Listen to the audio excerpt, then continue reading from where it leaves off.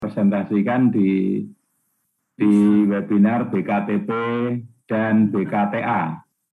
BKTA itu ini adalah PI ya, ini PII, Badan Kejuruan Teknik Pertanian dan Badan Kejuruan Teknik Arsitektur.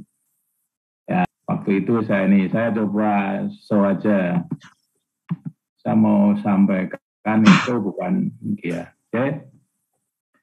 Ini contoh ya, contoh nanti kira-kira di kuliah kita itu kita akan lebih banyak memanfaatkan teknologi informasi dan komunikasi ya, yang termasuk memang di dalam sistem informasi manajemen untuk perusahaan perkebunan atau apa kalau ini ya sebetulnya bisa diaplikasi di berbagai bentuk institusi. Nah, kita lihat yang ini ya. Nah, kita mulai outline-nya itu kira-kira isinya, isi dari ini ya. Nanti kita ini kan ya, kita coba cermati saja. Kan ini cuma pendahuluan aja lah. Sistem manajemen tanaman dan lingkungan. Kita akan lihat itu seperti apa.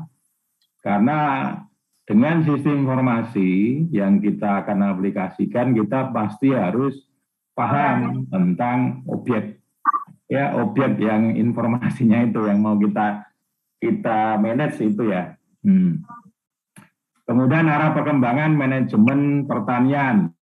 Nah, saya kasih contoh di kelapa sawit ya, kebetulan kan sama itu dengan bidang apa kantormu gitulah, perusahaan kamu ya yang di BGA. Nah, beberapa kemudian waktu itu kira-kira berapa sih? 4 tahun, 5 tahun yang lalu. Saya kan riset ya, saya riset manajemen perkebunan untuk peningkatan produksi kelapa sawit. Itu mitra saya adalah BGA. Ya. Mitra riset saya adalah BGA. Ya. Nanti kita coba kembangkan. Kemudian aplikasi Information and Communication Technology untuk manajemen pertanian pada kelapa sawit. Coba kita lihat nih. Nah, yang pertama itu kalau mau melakukan apapun gitu ya di manajemen tanaman dan lingkungan, ini di budidaya lah, ini di on farm. Di on farm itu kita dasar mengelolanya, memanagenya adalah yang kita manage itu adalah tanaman ya. Kita membudidayakan tanaman untuk bisa memperoleh produksi yang tinggi dan berkelanjutan. Ya, tentu saja berkelanjutan itu penting karena yang kita budidayakan adalah tanaman tahunan ya. Tanaman tahunan yang dia berkembang mulai dari kecil. Kalau sawit kan kamu semua sudah paham lah, saya kira gitu. Mulai dari nol ditanam, dari pembibitan, kemudian dipindah ditanam, kemudian sampai buah pasir yang biasanya kita buang lah sementara itu ya, tidak kita lanjut. Tapi memang ada beberapa yang didiamkan aja ya, berbuah sedikit ya enggak apa-apa kan, dia baru latihan. Mungkin 4-5 tahun lah baru mencapai itu ya. Atau sekarang ada varietas yang lebih genjah gitu, lebih cepat. Mungkin 3 tahun, 3,5 sudah mulai buah pasir. Nah, ada dua lingkungan yang harus kita pahami kalau kita bicara mengenai tanaman, pertumbuhan dan produksinya. Ya, ada lingkungan tanah. Yang jelas lingkungan tanah ini sebagai media, sebagai tempat tanaman kita budidayakan, kita tanam, begitulah kalau satu-satu ya, yang kita budidayakan, kita usahakan. Karena tanaman tahunan bentuknya pohonan, maka kita penting adalah lingkungan tanah. Jadi pasti ya kita harus perhatikan itu, tanah itu bisa jenis, bisa apa macam-macam lah karakteristiknya ya. ada karakteristik tanah, sifat biologinya, sifat fisiknya, ya berkaitan dengan kemampuan menahan air dan seterusnya, itu perlu dipahami. Nah, oke, perlu dipahami. Jadi nanti tidak harus, seseorang tidak harus misalnya, S1-nya dia dari ilmu tanah. Oh, tidak harus begitu. Apalagi di saat ini, jadi beberapa ilmu itu bisa kita peroleh dari apa? Dari niat kita untuk menjadi pengen tahu. Karena informasinya kan ada di mana-mana. Kalau kita googling aja mau tanah ya mungkin ribuan paper, ribuan buku ada di sana tersedia. Apalagi kalau kita kembangkan lebih detail lagi, kita langganan jurnal-jurnal atau jurnal-jurnal yang dilanggan oleh Ristek Dikti misalnya, atau oleh perusahaan kita bisa akses itu ya. Itu di lingkungan tanah. Kenapa lingkungan tanah sangat penting? Lingkungan tanah sangat penting ya, sebetulnya ya dia merupakan cadangan nutrisi. Nutrisi, kemudian air dan udara yang merupakan material-material yang dibutuhkan oleh pertumbuhan tanaman. Ya. Terus kemudian kan saya tulis nih daya dukung tegaan. Ini untuk tanaman pohonan itu cukup penting ya, cukup penting karena daya dukungnya harus cukup supaya tegaan tanaman kita itu tidak goyah lah, tidak mudah roboh.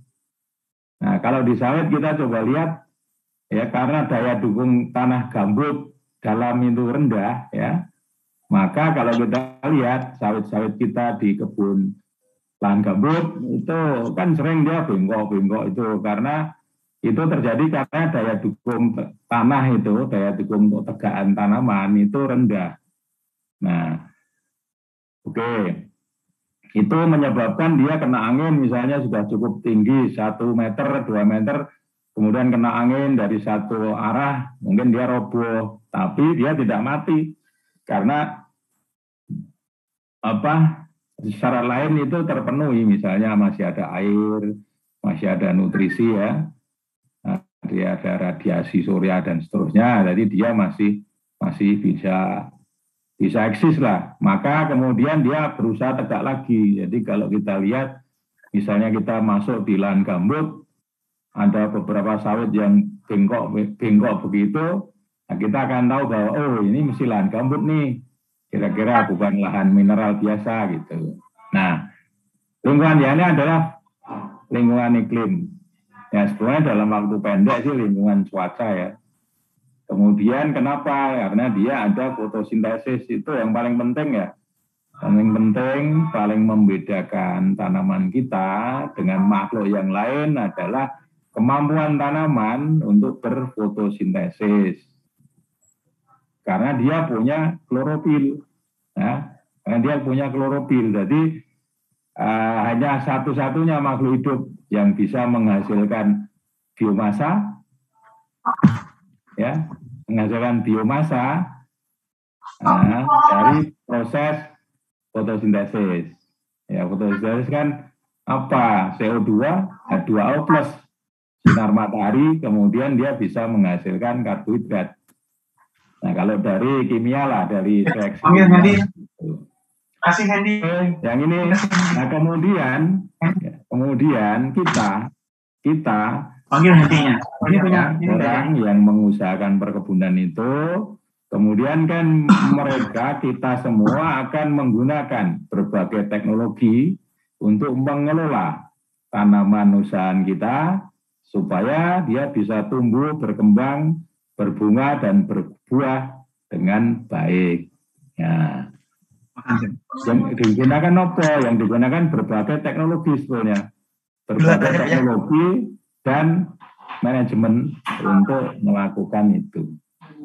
Ya, untuk menjaga supaya tanaman kita tetap tumbuh dengan subur, kemudian berbunga banyak, jadi buah dan panennya menjadi cukup memadai.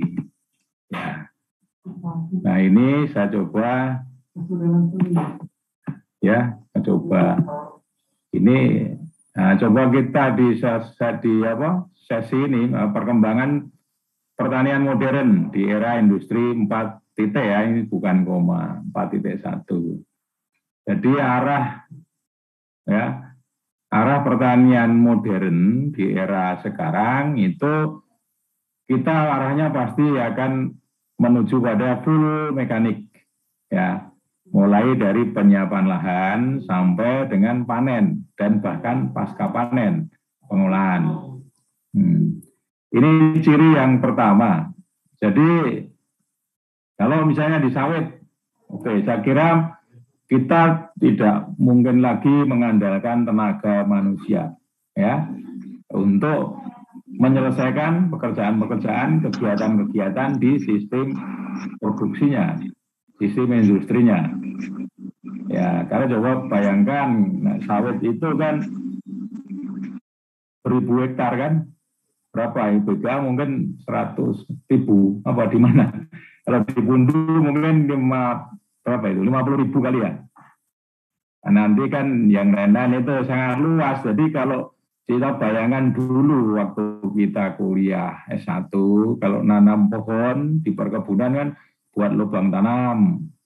Mungkin satu orang dapat berapa sehari gitulah. Nah kita pasti itu akan berubah dengan mekanisasi. Kemudian pada era ini orang kemudian tidak cukup dengan mekanisasi saja. Yang misalnya masih traktor masih gunakan operator. Nah arahnya nanti bahwa mekanisasi itu, alat mesin itu kemudian sudah diotomatisasi, ya, otomatisasi, ya, karena beberapa faktor sebetulnya, ada beberapa hal.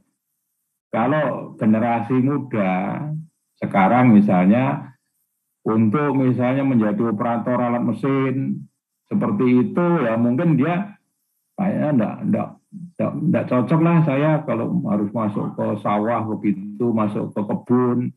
Nah, padahal dia kan mesti kebanyakan generasi sekarang kan sudah mungkin sarjana muda ya. Itulah. Jadi kira-kira tenaga di tingkat level rendah itu akan digantikan sebagian karena memang tidak ada, bukan karena kita merombak mengganti tenaga kerja dengan alat mesin, tetapi karena memang tenaganya nggak ada. Ya, saya kan beberapa tahun ya di tim Komisi Pengembangan Mekanisasi Pertanian di Kementan ya. Itu faktanya memang kita misalnya di tanaman pangan, kita punya sawah, petani punya sawah bagus beribu hektar gitu ya, banyak hektar lah, banyak luas gitu. Tapi kalau mau cari tenaga untuk panen itu sekarang enggak ada. Sekarang memang kurang. Ya kira-kira itu kalau dari surveinya ya hanya terpenuhi sekitar 20 sampai 25% tenaga kerja untuk tanam. Untuk juga pengolahan tanah. Nah, pengolahan tanah kalau di tanaman pangan sudah lama lah, dia tidak menggunakan orang yang mencangkul begitu. Jadi itu cukup, memang ada kebutuhan. Nah kalau dulu ya tahun 80 90-an kita pasti kebutuhannya belum ada karena saat itu tenaga kerja di pertanian masih cukup melimpah. Nah, sekarang di tahun 2000-an lebih ini, ya apalagi kemudian kita didera oleh pandemi, nah menyebabkan kita harus migrasi dengan model-model online, ya, kemudian otomatis gitu, kontrol otomatis. Nah, oke, itu yang di alat mesin. Kemudian yang di keempat ini ada WAVE, ya, unmanned aerial vehicle atau drone. Nah, ini juga mulai banyak diaplikasi.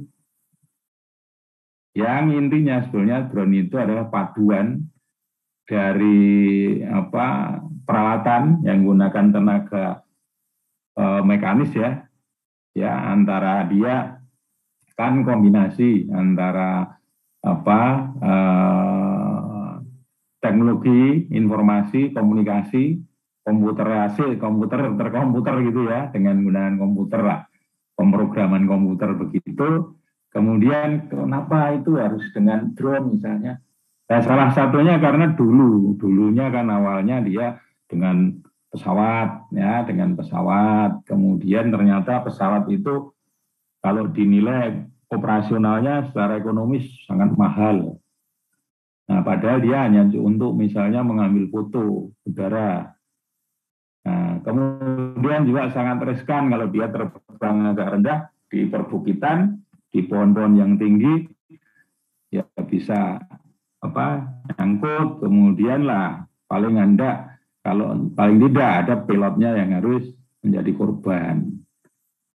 Ya, kemudian dikembangkan drone yang merupakan pesawat tanpa awak, kan bisa dia tanpa pilot di setel, tinggal di switch saja ke autopilot, dia akan mengikuti jalur yang sudah kita desain sebelum drone itu diterbangkan. Ya. Ini beberapa perkembangan aplikasi teknologi ya di era sekarang. Kemudian beberapa item sudah dikembangkan robot untuk panen ya, untuk pengolahan hasil pertanian ya. Kalau yang sudah berkembang lebih ini kan di industri manufaktur ya. Saya kira robotika sudah berkembang lama. Ya, antara lain kalau yang saya tahu misalnya di kegiatan mekanik di perbengkelan ya. Perbengkelan itu misalnya orang mengelas. Kelas itu kan riskan tuh.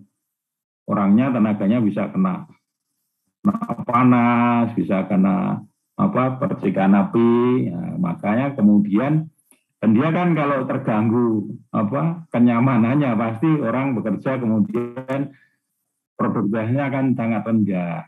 Nah, maka di beberapa item itu kalau di industri manufaktur misalnya industri mobil, motor sudah gunakan robot untuk mengelas, untuk memindahkan dan seterusnya. Kemudian di abad ini yang paling banyak nanti akan berkembang adalah artificial intelligence, jadi kecerdasan buatan yang paling banyak di aplikasi nantinya. Jadi sebetulnya ini intinya adalah memindahkan kecerdasan dari manusia menjadi program-program aplikasi yang setara kira-kira mirip lah dikembangkannya itu. Kalau orang mikirnya begini melewati jaringan saraf begini, kemudian dan seterusnya itu lah ahli matematik dan komputer itu kemudian mengembangkan sistem-sistem untuk itu yang secara umum disebutnya sebagai artificial intelligence. Nah, kemudian kalau dulu kita di era yang lama teknologinya itu kan alat satu dengan yang lainnya itu harus dikonek, harus dihubungkan, yang hubungkan siapa? Manusia. Nah, pada era sekarang itu kita gunakan teknologi yang disebutnya sebagai sangat luas adalah Internet of Things. Jadi mereka saling berhubungan satu dengan yang lain, itu malah sudah nirkabel ya, tidak perlu kabel-kabel untuk menghubungkan lagi. Tapi dia pasang dengan sinyal-sinyal ya, dengan sebetulnya dengan gelombang-gelombang ya, gelombang suara, gelombang bunyi dan gelombang warna, itu yang kaitannya dengan gelombang sebetulnya, warna dan seterusnya. Kemudian dia saling terkait satu dengan yang lainnya. Kemudian ada berkembang juga di sisi lain, selain teknologi informasi dan komunikasi, itu kita berkembang dengan pesat adalah bioteknologi. Ya, bioteknologi itu berkembang juga sangat cepat ya, karena memang ada kebutuhan. Kemudian yang terakhir itu saya sebutnya di nanoteknologi. Jadi ini berkaitan dengan ukuran material lah, ukuran material. Jadi gampangnya itu begini loh. Kalau berhubungan dengan tanaman ya, tanaman itu akan menyerap nutrisi, ya nutrisi. Pada saat itu kan yang itu ukurannya kan atom ya, atom kayak gitu. Nah, nanti ukurannya masih katakanlah masih butir-butir gitulah, butir dengan mata masih terlihat butir pupuk, butir-butiran gitu. Nah di teknologi nano itu kemudian dia ukurannya kan kecil banget itu, ya sangat. Ya maka kalau misalnya itu seolah-olah disaring, ya dia dengan ukuran saringan yang kecil masih bisa lolos. Artinya dia lebih mudah masuk ke jaringan-jaringan tanaman. Ya, itu ini adalah beberapa gambaran kira-kira ke depan yang sekarang kita sudah mulai. Pak, mohon maaf, slide-nya Pak, belum geser Pak. Hah? Ini belum geser, sudah kan? Tadi memang belum tak geser, ini sudah geser ya? Halo? Slide-nya belum Pak. Masih halaman 1 Pak dari tadi Pak. Oh, lah piye sebentar. Cover nih. Oh iya, oke lah. Biru berarti. Bentar. Tak slideshow dulu. Bentar. Oh, berarti tak slideshow dulu. Baru saya oke.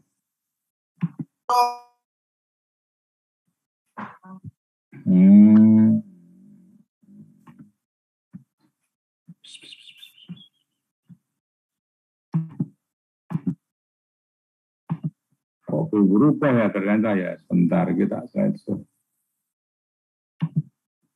Saya stop dulu ya. Oke. Ternyata itu. Slideshow.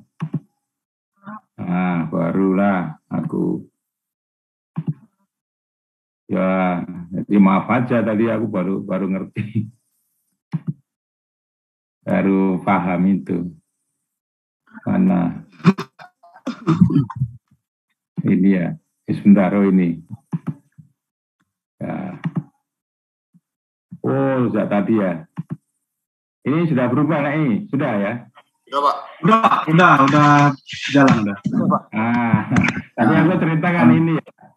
Cerita ini ya. Lingkungan tanaman ya, sistem tanaman dan lingkungan itu saya cerita ini. Jadi pertama kita kalau mau mengembangkan sistem informasi yang dibutuhkan atau manajemen sistem informasi, kita kemudian akan harus perhatikan itu apa isi ya, esensi dari apa yang mau kita kelola ya, baik itu secara manual maupun secara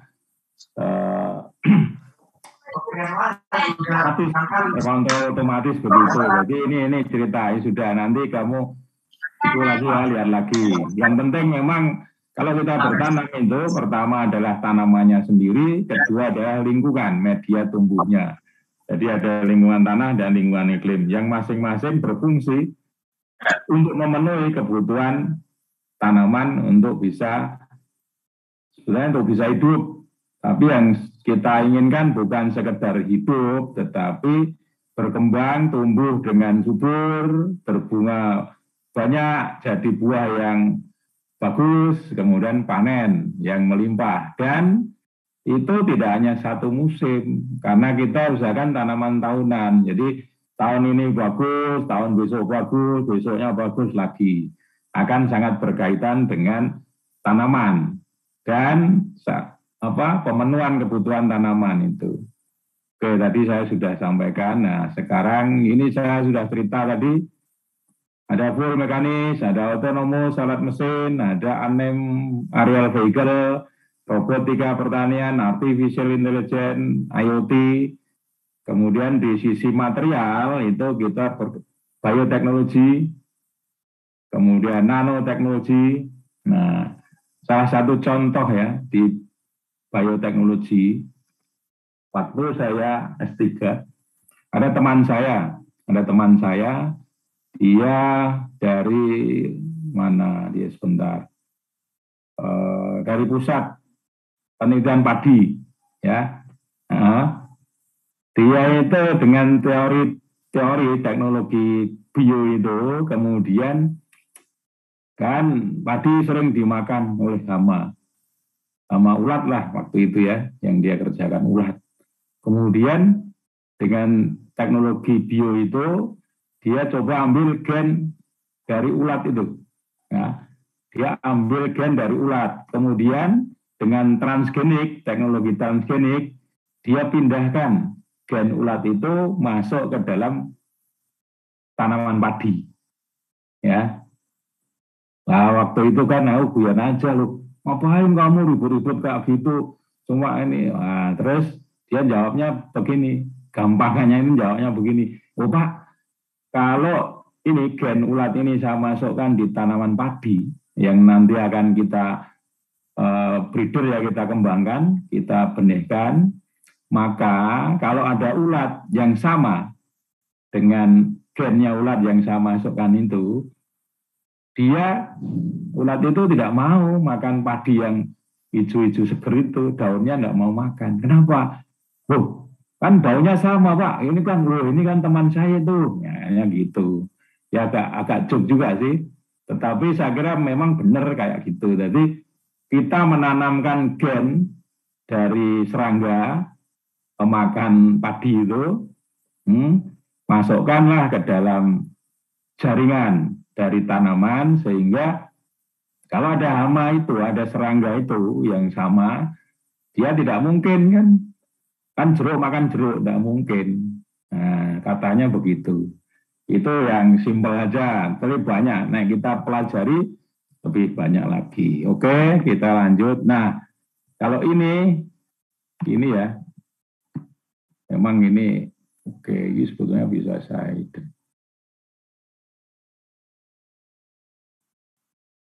Oke, jadi ini ada pertanian modern, precision smart agriculture. Jadi orang sering mengatakannya itu pertanian modern. Kemudian ada precision agriculture, ada smart agriculture, smart farming. Nah, nama-namanya itu sekarang di era ini, ya di abad ICT ini, itu sangat populer. Nah, kemudian kita coba cermati ada aktivitas on farm. Kalau kita mengarah pada precision agriculture itu mulailah dari precision planting. Jadi kalau nanam kita pasti sudah harus dengan teliti. Ya. Nanti kita coba lihat teliti yang pertama. Ini yang pertama adalah gunakan bibit-bibit yang certified. Oke. Gunakan bibit yang certified, itu artinya precision di awalnya, dari bibit, dari material bibitnya. Ya. Sebab kalau kita menanam asal bibit, itu kerugian itu hampir sangat besar, sangat merugikan, dan tidak bisa balik lagi. Ya katakan kita salah menanam varietasnya, itu salah, ya kita sudah tanam, sudah dipelihara 3-4 tahun, saat berbuah ternyata, buahnya kok kecil-kecil kayak gini, dikit lagi, padahal tanamannya subur. Nah, kan berarti kita sudah rugi waktu, rugi biaya.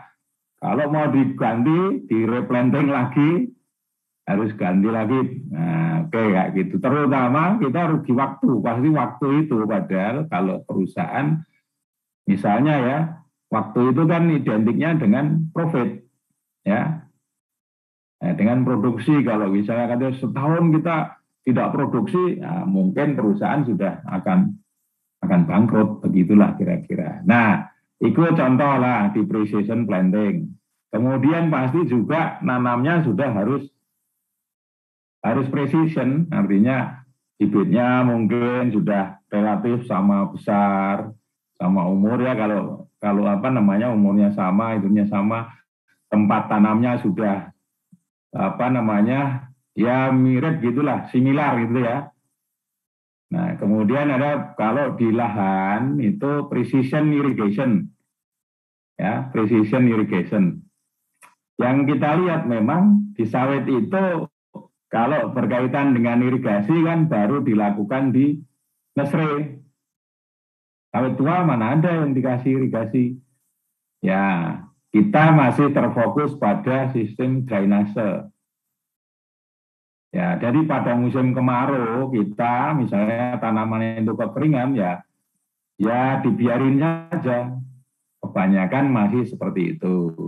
Nanti kalau dari kamu misalnya di lahan BGA sudah ada yang diirigasi, ya oke, itu kita acungi jempol ya. Berarti kan dia mengawali perubahan untuk membuat precision plantation palm oil, ya, kira-kira gitu. Kemudian yang ketiga ada precision fertilizer application. Ya, banyak upaya dilakukan karena pemupukan itu, biaya pemupukan itu cukup besar kan di perkebunan itu. Saya kurang tahu pasti, tapi kayaknya sih 20-30% ya dari cost production-nya. Coba kamu lihat, kamu kan lebih tahu. Ya, saya cuma lihat saja, mungkin baca-baca paper begitu. Nah, di situ maka pemupukan itu kan intinya kita akan menambahkan kesuburan pada tanah ya, supaya nutrisi-nutrisi yang dibutuhkan tanaman itu bisa lebih tersedia secara cukup. Nah, teorinya kemudian ini teman-teman soil science, ya teman-teman yang dari soil science, saya kira jauh lebih paham ya bahwa nutrisi itu, zat-zat makanan tanaman itu yang ada di dalam tanah, kan sebagian ketersediaannya tergantung pada pH, tingkat keasaman dari tanah.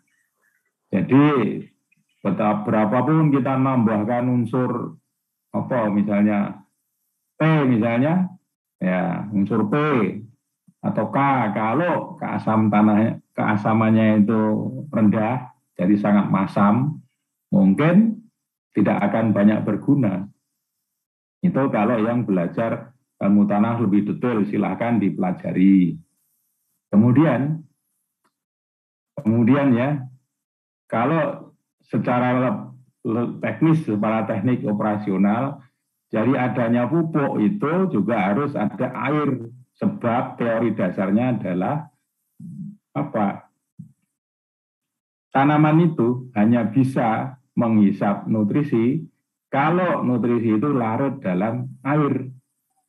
Nah, jadi larutan nutrisi itulah yang mengikuti hisapan akar tanaman ya, oleh karena faktor-faktor iklim ya, kemudian transpirasi, sehingga air itu kan, coba kita bayangin, itu sampai sekarang kalau saya belajar sampai sekarang ya, sampai saya sudah tua ini, itu memang teorinya belum clear. Coba bayangin aja itu ya, kalau itu tanaman perdu masih wajar lah, kita lihat tuh misalnya tomat, terong, kedelai, kacang tanah ya, kan tingginya hanya setengah meter, 30 cm dari tanah. Oke lah, masih wajar, kira-kira air itu dihisap oleh tanaman sampai 30 cm tingginya. Tapi di sawit kan sampai 15 meter ya, ke sana loh. Kalau kita mompa sumur aja, ya mompa sumur, itu butuh tenaga berapa? Nah, butuh daya berapa? Kalau sumur itu kira-kira berapa itu? Yang pompa-pompa rumah tangga itu sekitar 100 watt ya. Ratusan watt lah pompa-pompa sumur itu untuk menghisap 15 meteran. Nah, kita kemudian bayangin, kalau air itu sekarang berapa liter ya per harinya bisa dihisap oleh tanaman untuk evapotranspirasi. Nah, itu ya teman-teman di agronomi atau di teknik pertanian yang di bidang teknik tata air. Dan itu silakan. Nah, kemudian juga pestisida. Jadi ada itu ya, precision pesticide application. Kemudian precision harvesting. Ya. Precision harvesting itu sangat penting ya, karena kalau material losses di harvesting itu misalnya 1%. Nah, misalnya sekarang kira-kira di sawit berapa? Mungkin sekitar berapa ya? Pasti lebih lah dari 5% brondolan yang hilang yang itu ya. Kemudian kalau kita bisa meningkatkan dia dengan precision, dengan upaya untuk mengutip brondolan yang lebih bagus, lebih baik, misalnya naik 1%, jadinya 5% jadi 4%, dikalikan berapa ribu ton. Sebetulnya itu banyak sekali. Ya, banyak sekali yang losses itu kalau kita kalikan tonasenya. Nampaknya sih memang 1%, tapi sebenarnya dari 1.000. Nah, 1% dari 1.000 sudah berapa? Nah, gitu kan? Kayak 10. Kemudian monitoring activities ini terus saja ya, ada mapping dengan drone, ini nanti operasionalnya begini. Kemudian ada tree counting, jadi untuk menghitung cacah pohon. Beberapa perusahaan sudah pasti gunakan software aplikasi ya. Kemudian ada tree performance analysis and monitoring, jadi untuk analisis kinerja tanaman. Ya. Kemudian data-data itu akan digunakan secara online maupun offline untuk manajemen. Jadi kesuburan tanaman mesti diketahui dari tree performance analysis. Oh, tanaman di blok sana itu kurang unsur N. Oh, tanaman sana diserang penyakit hama apa, penyakit apa gitu. Kemudian yang lain nanti pendekatannya adalah balik lagi ke artificial intelligence. Karena sebetulnya awalnya kan yang ahli itu manusia. Ya, dengan kecerdasannya manusia itu kemudian bisa mengelola secara manual. Nah, di era sekarang kecerdasan manusia itu bisa ditirukan dengan mekanisme atau algoritma pemrograman. Jadi nanti kalau kita bicara besok kita ada item itu, kita akan bicara mengenai sistem pakar ya untuk manajemen perkebunan ya. Jadi itu cukup menarik kalau sudah seperti itu. Oke, kemudian yang lain, yang tree performance ini bisa dilakukan dengan image process. Jadi kan, nah ini teorinya kan ada teman-teman di ilmu tanah ya, ilmu nutrisi itu ada misalnya secara umum ya, tanaman yang menguning, daunnya menguning, coklat-coklat ini, wah kira-kira dia kurang N, kurang nitrogen, karena tanaman yang bagus itu daunnya itu pasti subur, hijau, nah gitu ya. Nah itu teorinya sudah lama, jadi kayak teori yang sudah diyakini benar gitu. Itu contoh yang itu ya. Kemudian image process bisa juga kita gunakan untuk misalnya menerap produk ya. Di sawit sudah berkembang juga bagaimana cara kemudian dengan pengolahan citra tingkat kemasakan dari TBS misalnya berdasarkan analisis warna. Oke, nanti gini aja ya. Ini cukup banyak. Nah, oke. Ini beberapa yang kita sudah lakukan studi, sudah lakukan riset ya. Oke, ini ada di Stipper kalau ini aplikasi ICT untuk manajemen perkebunan sawit. Ini telah tersedia di Stipper. Jadi kalau teman-teman tim risetnya Stipper, dosen-dosen dan mahasiswa, juga asisten-asisten itu kita ada software evaluasi kesesuaian lahan. Ya, sudah ada.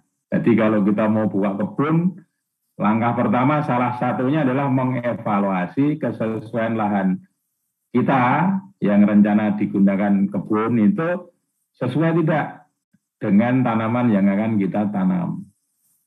Ya kalau di sawit sesuai enggak nih lahan baru yang mau kita buka ini untuk sawit, kita harus lakukan land suitability evaluation. Ya, ini ada softwarenya sudah ada. Saya dan teman-teman sudah pernah buat ini bahkan sudah lama. Tapi oke lah kalau kita mau bangkitkan lagi, misalnya kamu ada yang tertarik, boleh dilihat lagi. Kemudian, ini kan sudah Pak, sudah out of date misalnya gitu, sudah lama. Sekarang tekniknya, sistemnya sudah gini-gini, oke diperbarui. Ya, tapi kontennya itu masih tetap sama kalau namanya sistem itu mirip. Tinggal sekarang itu eranya gini loh Pak, seperti tadi saya cerita. Sekarang kalau orang ambil foto itu pakai drone, tidak harus pakai pesawat. Iya. Atau ya seperti itulah. Kita mengambil dengan CCTV misalnya kan gitu. Dulu kan kita mana ada CCTV dipasang untuk keamanan misalnya gitu, untuk memindai kalau ada orang maling misalnya gitu. Ya, sekarang kan orang tidak perlu lagi tiduran atau begadangan nunggu ada maling gitu. Ya tambah CCTV nanti sudah akan kelihatan. Oke, kemudian drone untuk capture image kebun dan mapping. Teknologinya kita sudah kembangkan, ya. Kita sudah kembangkan. Jadi kalau misalnya sebuah perkebunan itu ya mau ngedrone yang belum punya, dia biasanya kalau perusahaan menengah ke kecil itu kan belum punya pasukan drone. Yang divisi GIS misalnya, itu setahu saya hanya perkebunan besar yang sudah investasi drone dengan berbagai perangkat GIS dan teman-temannya. Nah, kemudian yang lain, kita Stifel sudah membuat ini DSS Sawit Pintar untuk manajemen pupuk dan pengendalian hama. Jadi kita buat aplikasi, software aplikasi untuk manajemen pupuk. Jadi kita berdasarkan lingkungan, tanah, tanaman dan iklim ya, itu curah hujan terutama, kita akan bisa menentukan dosis pupuknya yang tepat berapa. Kemudian kita juga bisa lakukan ya ini ya sistem pintar tadi. Jadi apa namanya sistem pintar ya, memindahkan keahlian gitu, sistem ahli atau sistem ahli itu ini ya. Ini dipindahkan ke software. Jadi dulu kan kalau kita mau tahu ini hamanya apa namanya, itu harus ngundang ahli, gitu kan. Nah kemudian keahlian itu dipindah pada artificial ya, buatan begitu, pada computerized gitulah kira-kira ya. Nah itu bisa. Kemudian ada tree counting, menghitung, ini sudah ada deteksi kesuburan tanaman kita dengan prinsip image proses tadi. Jadi kita capture image kebunnya, kemudian kita lihat, kita analisis citranya, kira-kira ini tanaman ini kurang N misalnya, ini kurang Mg ini dan seterusnya, gitu bisa dideteksi. Kemudian saya juga sudah ini dengan mahasiswa sebetulnya yang riset, yang operasional riset itu mahasiswa yang pelaksanaannya, jadi mendeteksi sebaran Ganoderma dengan image proses tadi, ya, dan artificial intelligence. Oke. Nah kalau ini, ya ini kan gambaran drone. Drone ada fake wing, ada yang kopter, ada ini, kemudian kamera yang dipakai kan bisa ganti-ganti. Mulai dari visible light yang biasa, kamera biasa, kemudian bisa kamera near infrared, kemudian bisa multispektral, kita bisa ganti-ganti sampai ke kamera lidar yang lebih tajam, lebih teliti, dia bisa menilai misalnya kedalaman air tanah ya di kebun kita. Karena dia memindai air, jadi air dalamnya berapa nanti kita bisa ada satu item, paling tidak kamu bisa baca artikelnya, bisa baca PowerPoint-nya ya, papernya untuk supaya paham. Nah, ini kan jalur terbang itu kita buat dulu. Ini kalau kita mau menerbangkan apa? Nah, drone kita buat ini, kita tempelkan di pesawatnya. Pesawatnya kan ada CPU kecil di sini, tempel sini. Nah, jadi dia ada ini tempelkan di situ. Ini di komputer kita di bawah bisa terlihat ini di monitor kita. Oh, pesawatnya kan mengikuti jalur-jalur yang sudah kita buat template-nya ini. Kalau di autopilot, ya begitu autopilot dia sampai di sini, dia akan jalan terus ngikuti nih. Nah, selesai belok sana, selesai belok sini, terus saja ngikuti nih. Nah, suatu saat misalnya, kan ini ada info juga nih, oh baterainya tinggal sedikit, mau habis. Ya, atau ada angin yang kencang, atau hujan. Nah, kita ada infonya di monitor, kemudian kita stop autopilot. Ya, kita stop autopilot, kita undang dia untuk balik. Jadi mulai dari sini langsung balik ke sini. Ya, kita undang, kita kemudian kalau stop autopilot kita gantinya pakai remote. Pakai remote ini, suruh kanan kiri seperti anak-anak main game. Ya, mobil yang balapan, yang itu ya, balapan mobil, motor gitu. Sebetulnya kayak gitulah kira-kira ini, tidak terlalu ini. Nah, ini salah satu contoh ya, peta kontur dengan drone, ya. Kemudian ada apa ini, digital surface model dan digital terrain model. Ini penting ya pada saat kalau mau diaplikasi. Ini contohnya begini. Jadi kalau ini DSM, Digital Surface Model, jadi kalau kita mengambil foto kebun misalnya, lahan begini, yang digambarkan dia, yang ditangkap dia adalah puncak-puncak, ya puncak-puncak surface. Jadi ini ada mobil, puncaknya yang di ini, ada pohon, puncaknya yang dipindai. Ada rumah, puncaknya yang dipindai. Jadi gambarnya seperti ini kira-kira. Ya, nah kayak gini. Kemudian kita satu lagi, kita bisa setel dia di DTM, Digital Terrain Relative Relief Model, atau reliefnya bisa dihilangkan, Digital Terrain Model. Nah, coba kita lihat, sangat berbeda kan?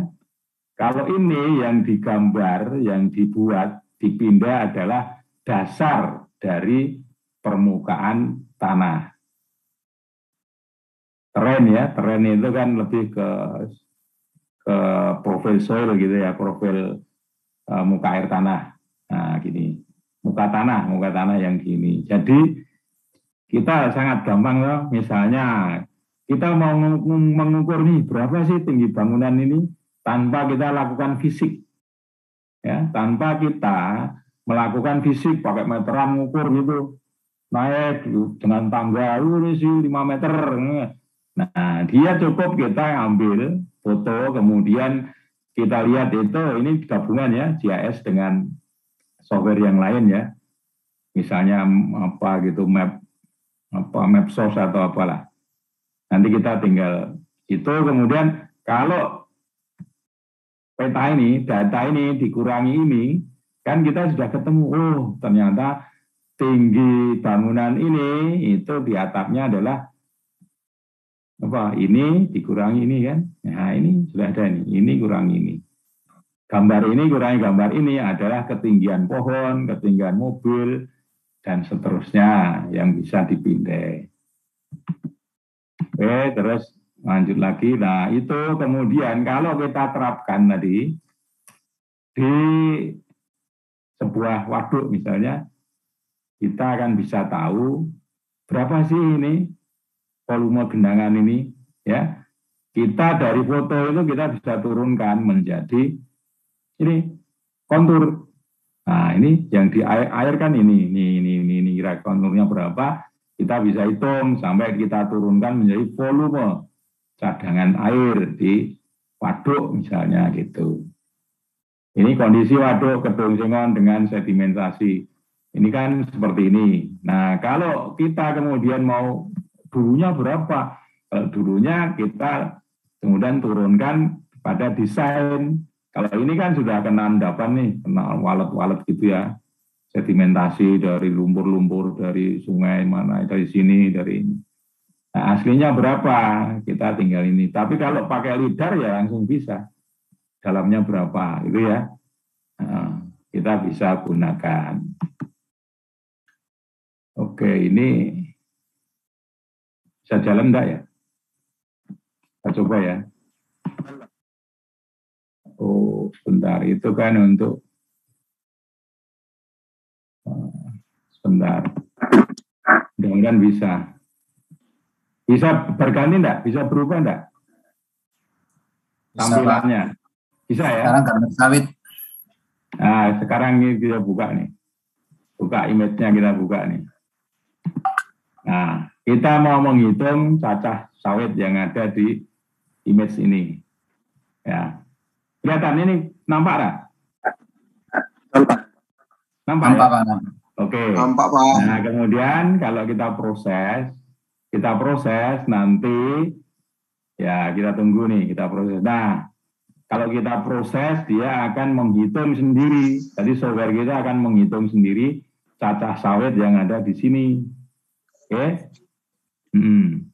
Kemudian masalahnya selalu saja ada yang namanya modeling, ya.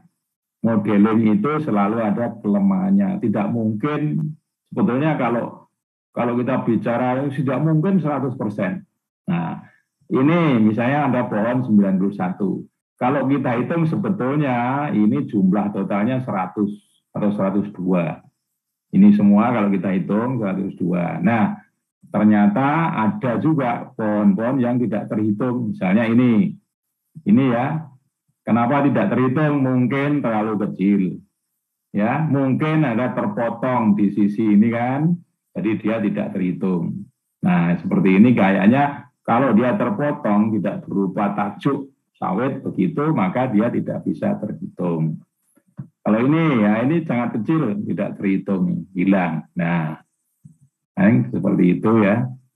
Kelemahannya selalu ada, tapi ini sudah cukup bagus. Karena dari 100 sudah bisa 91 batang yang terhitung.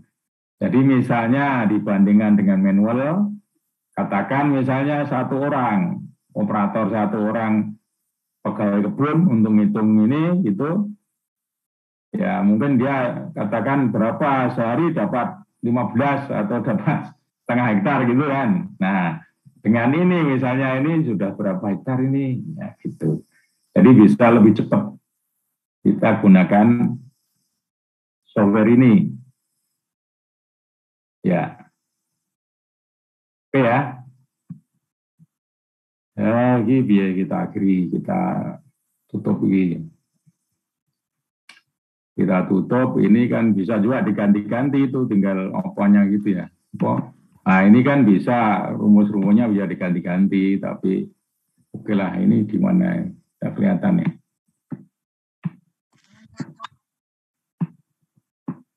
Saya mau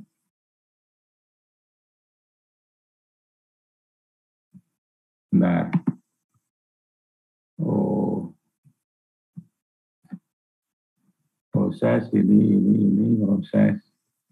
proses image. Oke lah, ini kita tutup aja. Oke. Jadi kita balik lagi ke tadi ya. Nah.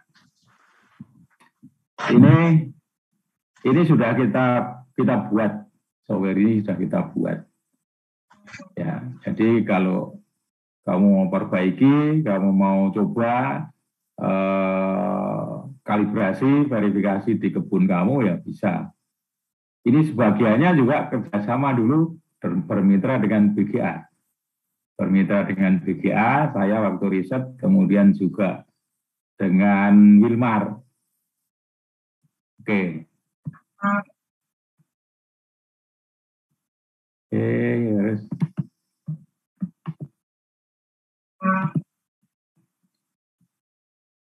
Ya, aku stop sharing. Jadi gini, oke itu saja yang awal kita ini ya, sudah jam berapa? 9 masih ada. Nanti kita buka ini tadi kan pendahuluan supaya kita bisa memahami kira-kira isi kuliah kita itu seperti apa dan tingkat pertumbuhan perkembangan dari aplikasi sistem informasi itu seperti apa. Ya, memang setelah saya selesai di kuliah kemarin ya, di kuliah yang angkatan 23, itu kan kelasnya juga kelas non reguler, jadi yang ikut kuliah di situ adalah katakan sih para ahli gitu ya, para ahli praktisi perkebunan. Ya, jadi dari situ saya juga tahu bahwa ternyata perkembangan secara nyata, secara real di perkebunan itu sudah lebih maju dari perguruan tinggi. Nah, perguruan tinggi itu kelebihannya kan hanya terdiri dari riset yang terus saja berusaha untuk memperbaiki kinerjanya. Oke, boleh kamu sampaikan apa begitu ya? Pertanyaan boleh, mau gagasan boleh, mau ini silakan saja, respon kamu lah. Sambil aku siapkan lagi untuk file yang berkaitan dengan sistem manajemen sistem informasi atau sistem informasi manajemen perkebunan. Oke. Aku sambil tak buka lagi filenya mana gitu. Mau tanya Pak? Ya boleh, yuk. Baik Pak, makasih Pak untuk kesempatannya. Kembali ke belakang tadi Pak, masalah pertanian modern. Oh iya. Bagian pertama adalah aktivitas on-farm itu Pak. Iya. Nah, salah satu yang sering menjadi kendala atau sering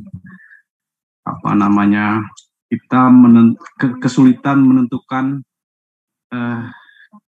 ketepatan, yaitu adalah di proses fertilizer atau pemupukan ini Pak. Oh iya. Selama ini kan informasinya data curah hujan yang kita miliki yang manual gitu Pak.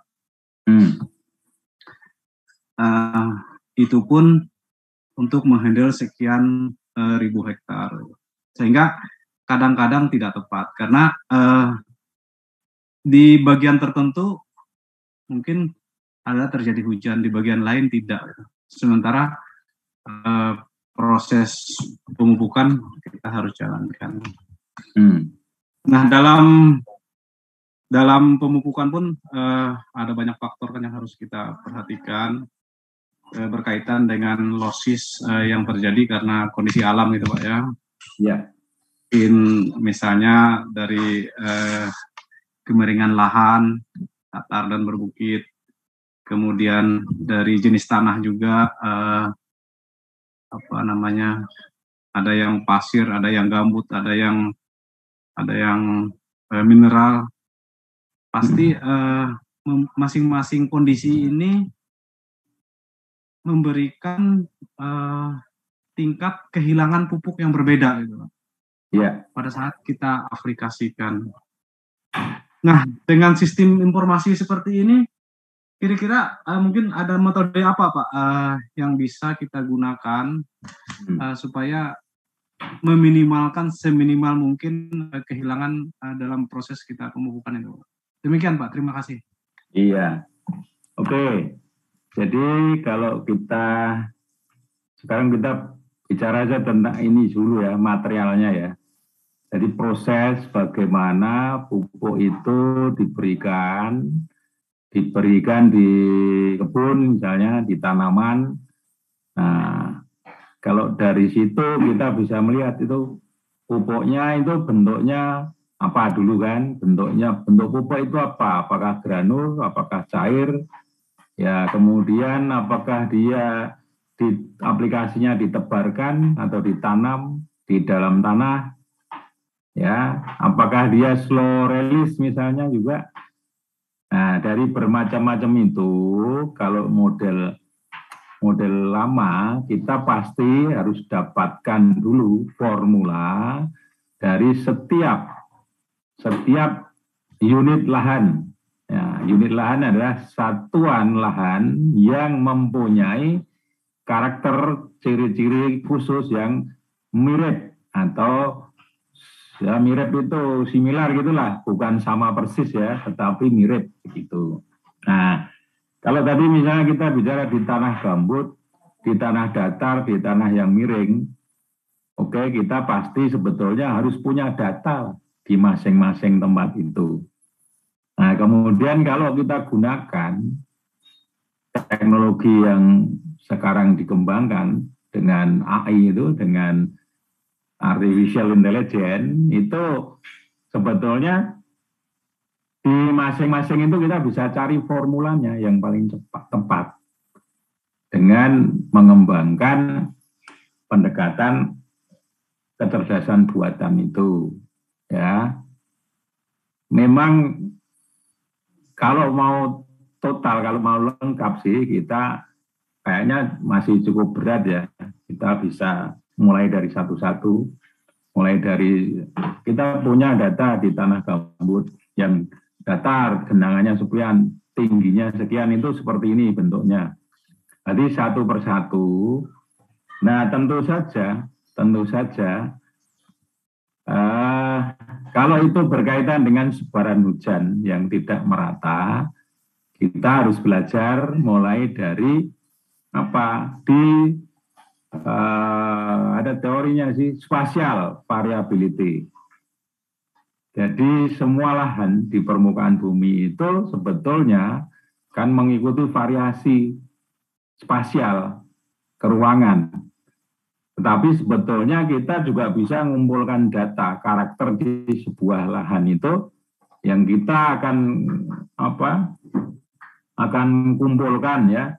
Dari banyak kejadian itu, seperti ini. Sebetulnya teori lama ya pakai statistik gitulah, kira-kira. Tetapi dengan teori baru kita bisa mendeteksi itu, menggunakan data itu untuk kita gunakan sebagai prediktor ya, sebagai ini kalau jadi jika kondisinya seperti ini, kira-kira keputusan kita seperti apa. Nah itu bisa kita gunakan artificial neural net misalnya, ya, atau seperti itu masih berkaitan dengan teknologi informasi dan komunikasi. Nanti itu masih akan berkutat di situ. Tapi kita memang kan tadi di awalnya kan kita mau mengelola, mau membuat sistem informasi yang sangat luas lah misalnya, karena nanti sistem informasi kan ada tingkat-tingkatannya, kemudian antara lain juga akan masuk nanti di sistem pendukung keputusan ya bagi manajer-manajer lah, kira-kira begitu. Ada DSS, Decision Support System, jadi aplikasi yang berupa kumpulan dari teknik pengambilan keputusan jika kondisinya seperti ini gitu. Nah, salah satunya sih memang tadi saya sebutkan kan memindahkan kepakaran seseorang menjadi sebuah perangkat lunak.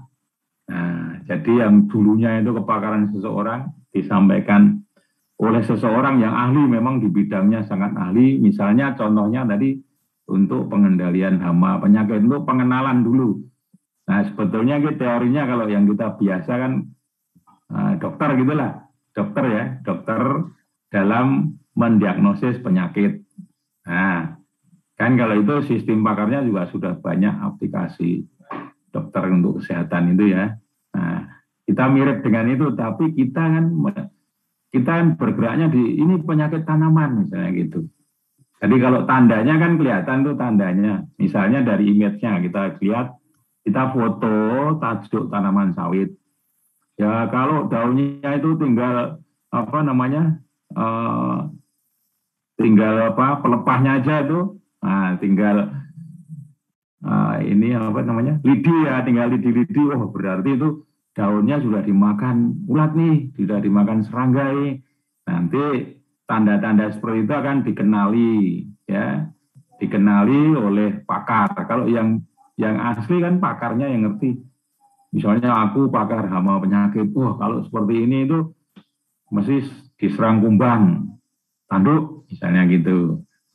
Nah, tetapi itu akan dipindahkan menjadi sebuah perangkat lunak. Sehingga kita, orang biasa, orang awam pun seperti kita menggunakan HP, kan kita tidak perlu tahu HP itu kerjanya seperti apa sih.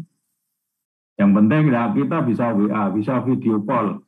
Nah, kira-kira kayak gitulah. Kepakaran fotografer misalnya dipindahkan di sebuah HP. Ya, dia ada teknologinya itu di sana, di dalamnya. Tapi kan kita yang awam saja tentang fotografer, kalau ini dipasang begini, oh ini untuk sesuatu yang bergerak, harusnya dipasang skemnya yang ini ya kayak gitu. Itu seperti itu ya. Sampai sekarang kalau contoh saya ada Susan Stiper, teman saya yang juga sekarang sedang bekerja sebagai konsultan ya di perkebunan sawit di Kaltara. Nah, kemarin dia info ke saya, Pak Her, saya ada masalah seperti ini tentang pemupukan kita di Kaltara. Nah, gimana? Atau dia cerita, Pak, di sana itu hampir tidak pernah ada bulan kering, ya. Jadi hampir setiap bulan itu hujan. Jadi tidak ada musim kemarau. Jadi kemudian lain informasi lagi, semua lahannya miring Pak di sana, tidak ada lahan yang datar.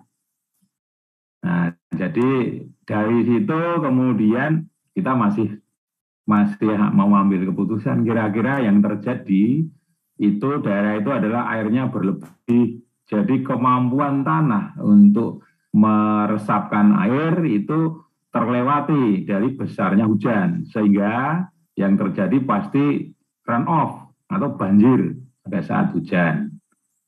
Nah, dia kan, wah ini kalau aku memupuk seberapa banyak pun kan nanti yang losses karena run off terikut ya, aliran air itu sangat besar. Oke, jadi itu terus kemudian kita mikir, ya kalau mupuknya itu di permukaan tanah pasti mungkin hampir 100% kena run off ya ikut semua ke jadi di dataran aluvial ya, di dataran cekungannya itu. Nah, kemudian kita mikir, kalau begitu gimana, apa yang bisa kita lakukan untuk daerah seperti itu. Nanti kalau pupuknya mungkin bisa gunakan formula yang lama lah, pendekatan dari daun ya, dari kualitas daun dan kualitas tanah. Jumlahnya bisa, tetapi fertilizer losses-nya itu kan fungsi dari run off. Ya, jadi kita mungkin harus kembangkan kalau seperti itu. Coba kita kembangkan ini untuk pupuk ya, kita kembangkan slow release yang dia ditanam di dalam tanah. Jadi walaupun permukaan tanahnya itu ada limpasan, ada banjir, ada run off, Tapi dia kan tidak terikut karena dia di dalam tanah, misalnya ditanam 30 cm atau berapa gitu. Nah kemudian masalahnya itu kan perusahaan juga sudah punya tradisi untuk pemupukan. Mupuknya itu biasanya misalnya 6 bulan sekali. Nah, itu waktu yang ini dah gambaran saja ya. 6 bulan sekali loh Pak. Oke, kalau begitu kita yang modifikasi itu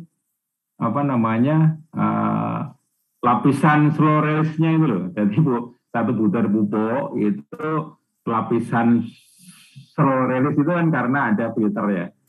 Ada filter dia tidak kena air. Jadi dia tidak larut. Nah, ini kita modifikasi, misalnya kita beri 2 lapis. Oke, misalnya begitu. Jadi 2 lapis, satunya itu dia akan terurai karena air dari luar, itu misalnya dalam waktu 3 bulan, nah satunya lagi, ini 6 bulan. Nah, kita bisa menggunakan pupuk itu tetap 6 bulan sekali, tapi tanaman bisa memanfaatkan itu 3 bulan pertama, kemudian 3 bulan kedua. Nah, memang kita masih seperti itu, karena kalau kita generalisasi, kan kondisi permukaan tanahnya beda-beda, walaupun mungkin jenis tanahnya sama. Jadi kalau jenis tanaman sama, kemudian kualitas daunnya sama, kita kan standar dosis pemupukannya sama. Kemudian kita lihat faktor eksternalnya, curah hujan dan bentuk lahan. Nah, nanti baru kita harus tingkatkan lagi itu, kita perdalam lagi. Jadi analisis kita itu kan ya kita perdalam lagi. Juga tadi kan aku bicara mengenai slow release pupuk ya, yang kapsul itu. Nah, itu juga bisa saja kita tetap memupuknya. Kalau tradisi pindah-pindah itu kan kadang-kadang sulit ya. Wong itu Pak saat komunikasi dengan perusahaan itu, saya sekarang masih pada tahap analisis untuk memilih keputusan alternatif seperti apa.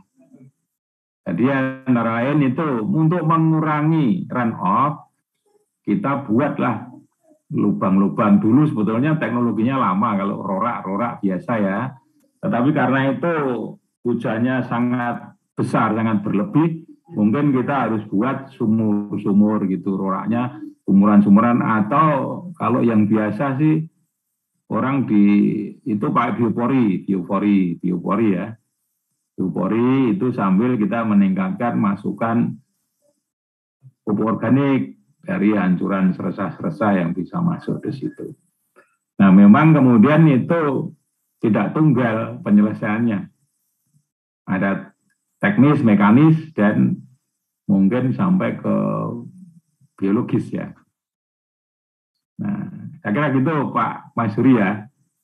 Nanti kita bisa diskusi lanjut lah, mudah-mudahan nanti beberapa akan memberikan pencerahan yang integratif. Setelah bapak-bapak ini tidak ada ibu ya, bapak semua ya. Bapak itu setelah menerima beberapa mata kuliah. Jadi integrasi dari berbagai mata kuliah itu, kemudian baru akan bisa membentuk sebuah keahlian yang lebih komprehensif. Jadi kan nanti kuliah sisi informasi kok kita bicara, padahal kan nanti ada yang kuliah tentang manajemen produksi, ada juga mata kuliah berkaitan dengan agroteknologi misalnya. Nanti ya integrasi dari 2-3 mata kuliah itu baru bisa dikembangkan. Kalau begitu ini seperti ini. Kita harus gabungkan seperti itu. Itu kalau pengalaman saya juga seperti itu. Belum nanti kan ada analisis investasi, analisis finansial. Nah, dia akan selalu saja. Jadi semua teknologi yang kita terapkan selalu nanti tuntutan akhirnya visible kah itu secara finansial? Nah, selalu seperti itu. Apalagi kalau ya kamu semua bekerjanya di perusahaan perkebunan, pasti profit itu menjadi satu hal yang utama. Sebab usaha kalau tidak profit, ya mana ada orang yang mau invest, mau berada di situ. Oke, itu kayaknya seperti itu kalau yang saya pahami. Jadi kalau oke lah, ya oke, sementara gitu ya, nanti supaya oke, ya ada yang lain?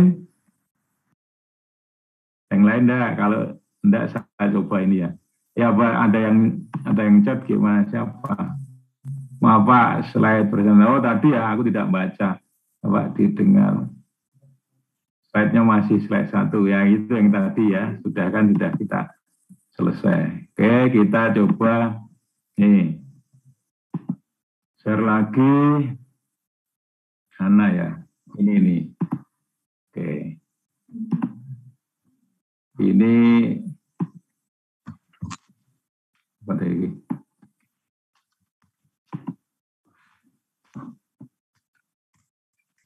Oke. Masih berhubungan dengan tadi yang pupuk-pupuk, aplikasi ICT untuk manajemen pemupukan dan pengendalian hama penyakit. Oke, ini pernah saya sampaikan di seminar nasional Perhimpunan Teknik Pertanian, ya. Oke.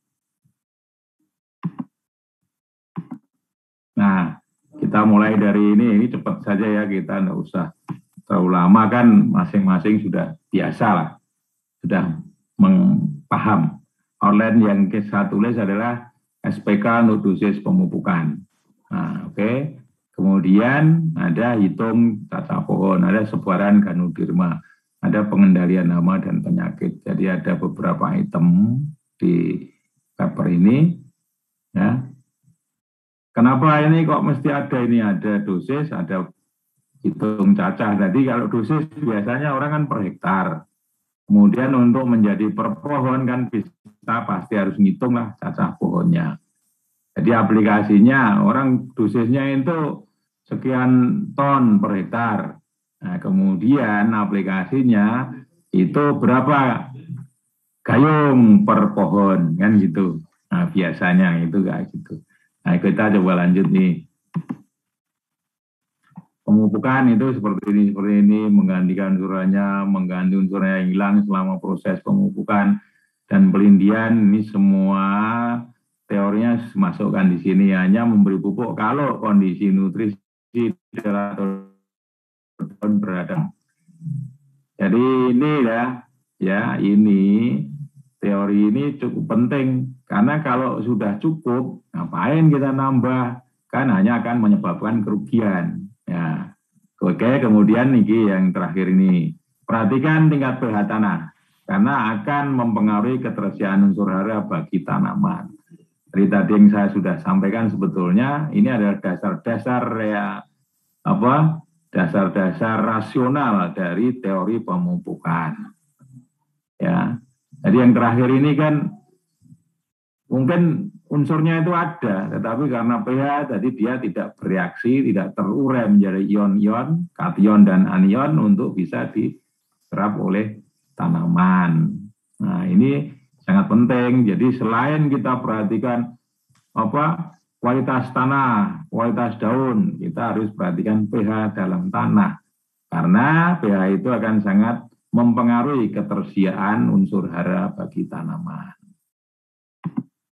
Oke, nah ini dua cara pemupukan yang berbeda. Teknik pemupukan mekanisasi dan ini manual. Nah, ada geser ke sini ya. Yang manual begini nih, ada tukang pupuk cantik nih buat piringan untuk ditaruh pupuk di sini.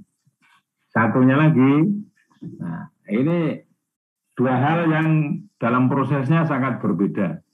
Nah, ini manual itu artinya kerjanya kapasitasnya kecil. Tetapi kalau kita lihat dari proses tadi, pupuk yang hilang, yang losses, ini juga lebih kecil karena dia ditanam. Ya, kalau hujan menjadi run off, tidak sampai masuk ke dalam ini lubang ini, tidak sampai menggusur tanah di permukaan lubang pupuk, maka pupuknya aman. Ya paling-paling terlindih perkolasi masuk ke dalam tanah melewati zona perakaran. Gitu. Jadi ini lebih efisien aplikasi ini. Ya, pupuknya tidak disebar ke. Nah, kemudian ini yang mekanisasi nih, pakai fertilizer spreader, ya, pupuk disemprotkan ke lahan. Jadi ya traktornya jalan, kemudian ini nyemprot kan ke kanan kiri. Memang dia sebagian kena pokok tanaman, tapi untuk pupuk, untuk nutrisi yang mudah menguap seperti nitrogen, mungkin kehilangannya sangat besar. Jadi ini tidak efisien karena aplikasinya seperti ini. Ini lebih efisien. Ya, ini sebelum pupuk itu nutrisi sampai ke tanah masuk ke zona perakaran, dia sudah jadi uap, menguap, hilang. Ya toh? Nah kalau nanti hujan juga, ini kan dari permukaan tanah, jadi begitu hujan ini semua ikut terlindih, ikut run off. Ya, seperti itu. Bentar ya. Ternyata aku harus.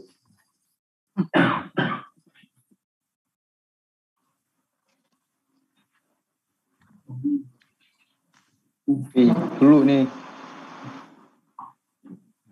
Nggak mau ranggup. Ini mau.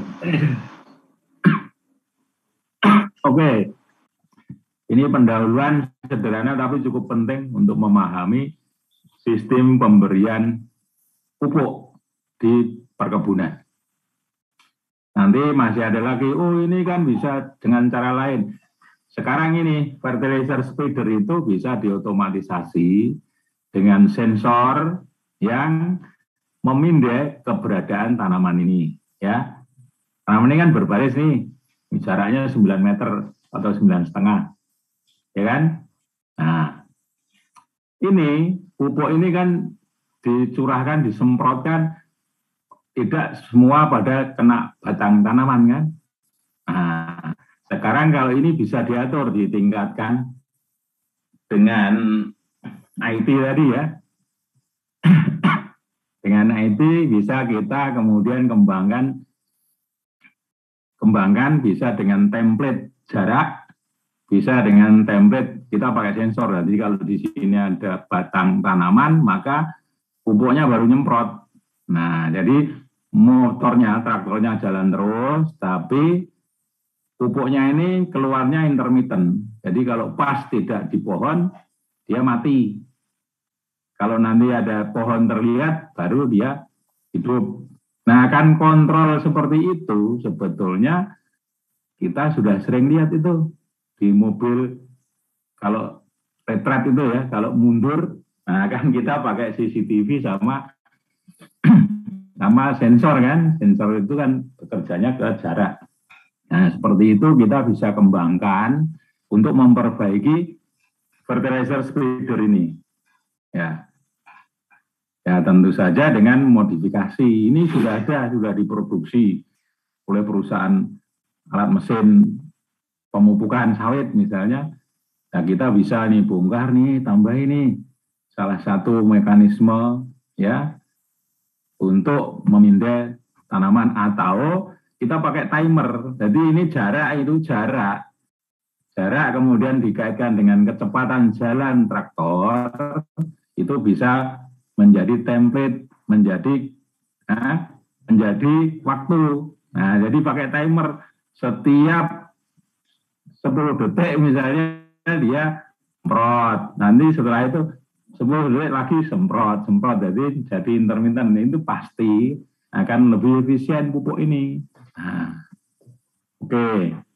Nah, gitu lanjut, ini tujuan pemupukan akan pertumbuhan bagaimana lagi teori biasa ya, agar produksi maksimum sesuai potensi hasil, menjaga keberlangsungan kesuburan tanah, sustainability.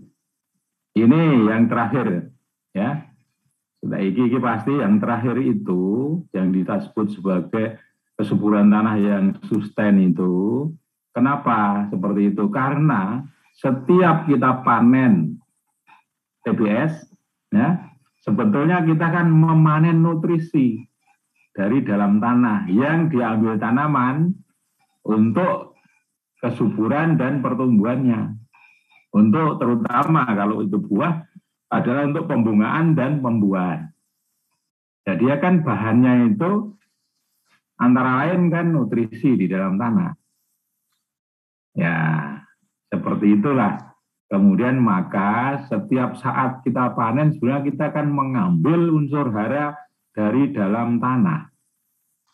Yang itu bisa kita ketahui dari analisis apa? TBS. TBS itu mengandung apa saja sih? NPK, CA, MB, apa-apa semuanya kita analisis di lab, kita akan tahu, ternyata setiap kilo TBS itu mengambil sekian N, mengambil sekian K, dan seterusnya.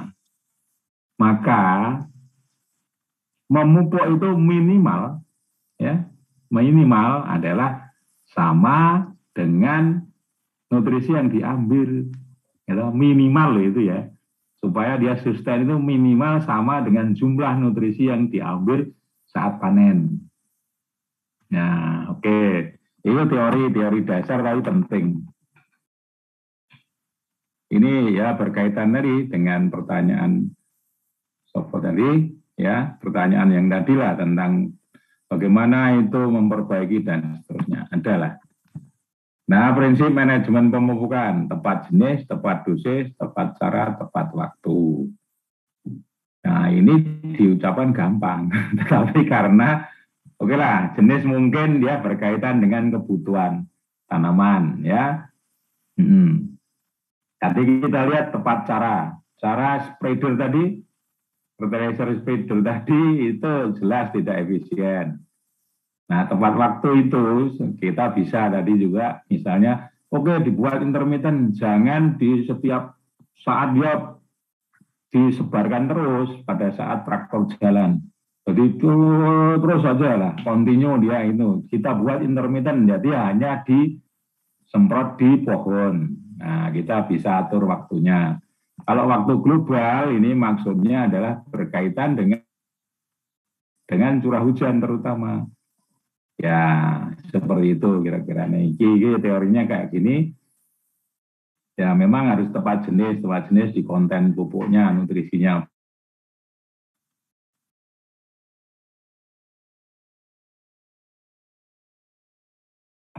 Dosisnya itu kan tergantung suburan tanah.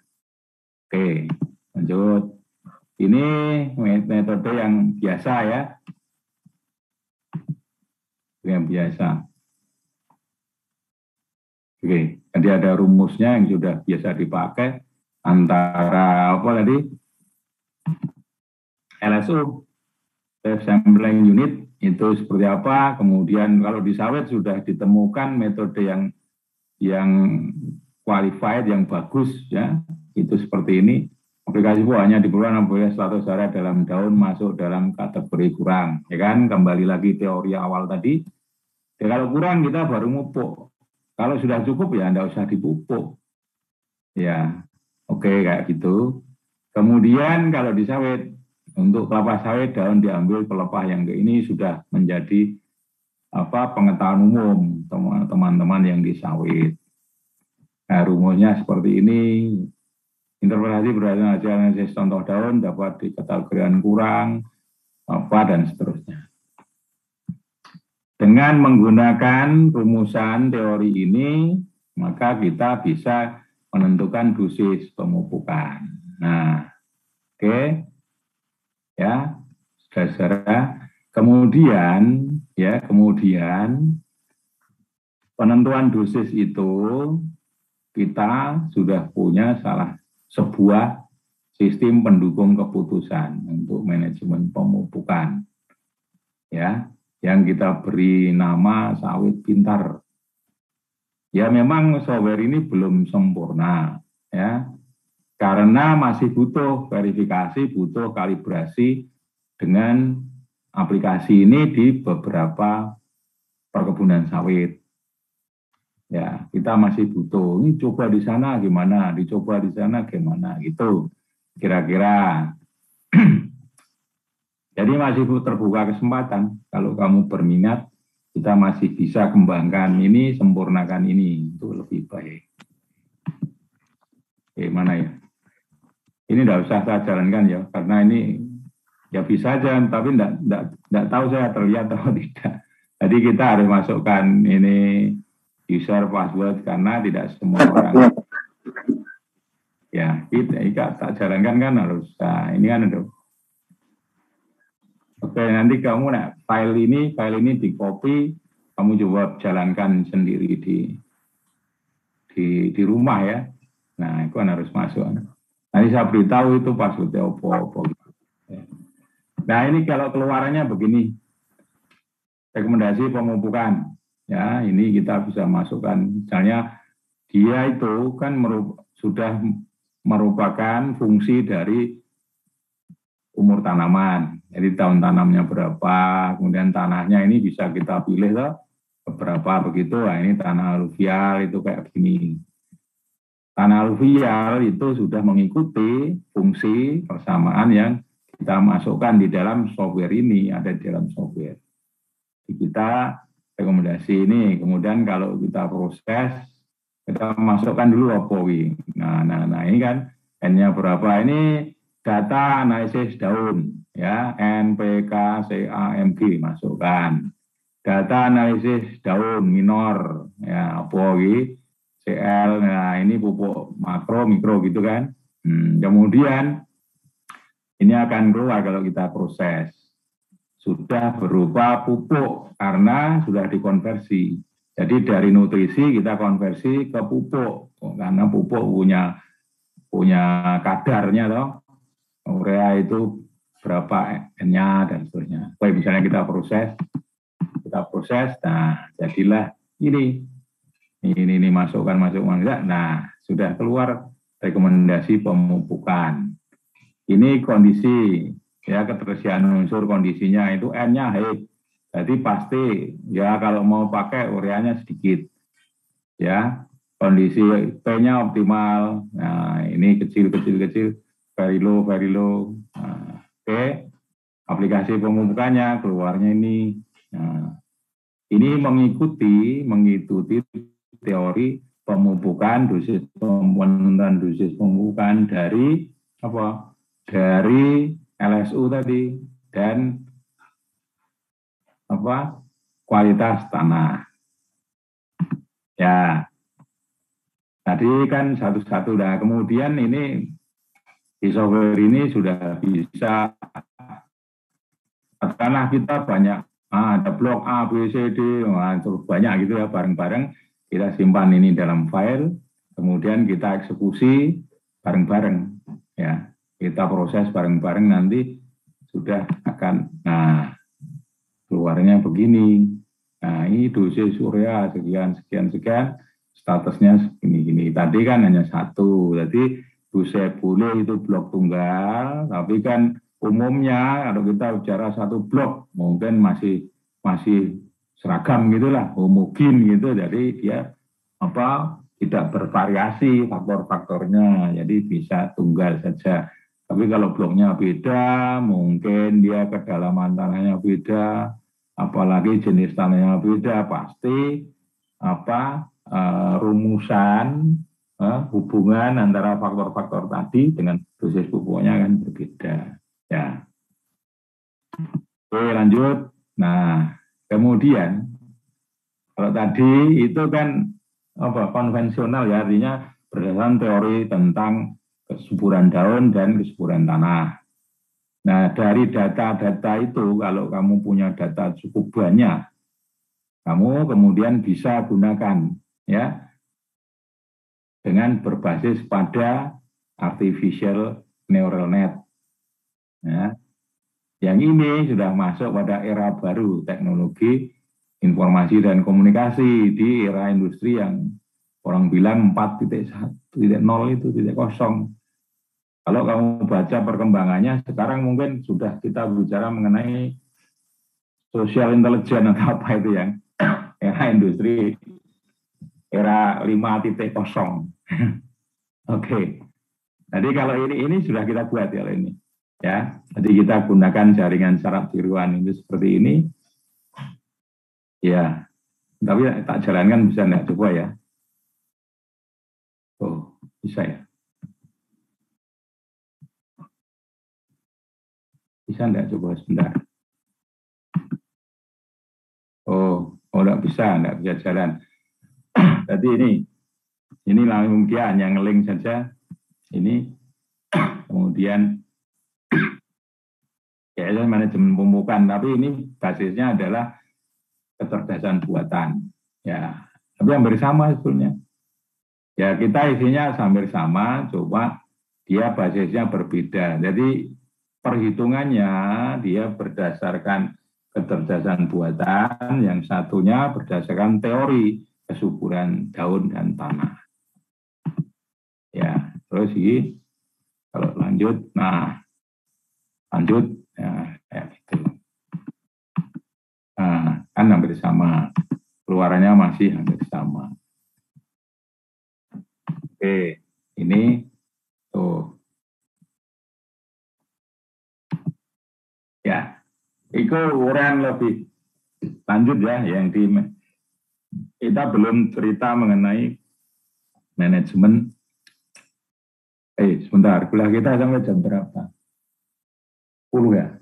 2 jam ya kita kuliah. Yuk, kira mas. Kuliah kita berapa jam? 1 jam, 1,5 ya? Kalau 2 jam, aku manut wae ini ngantuk ya leren besok meneh. Berapa lama itu kuliah kita? Kalau ada yang tahu. Berapa lama? 90 menit, Pak. Oh iya. 90 menit, Pak. Ya, berarti hampir selesai ya. Oke, kita tambah lagi kalau ada yang mau komen, mau tanya, saya persilakan. Sambil saya mau lihat ini salah satu topik kuliah kita yang sudah masuk ke pengantar pengetahuan dasar mengenai sistem informasi manajemen. Ya. Sudah ada tadi di mana? Bentar tak cari. Manajemen sistem informasi. Ini. Manajemen SIM. Modeling, bukan. Nih. Oke, bahan SIM. Online. Nah, minggu pertama. Data informasi. Nah, oke, kita mau apa? Menteri Sawit SIM week 1.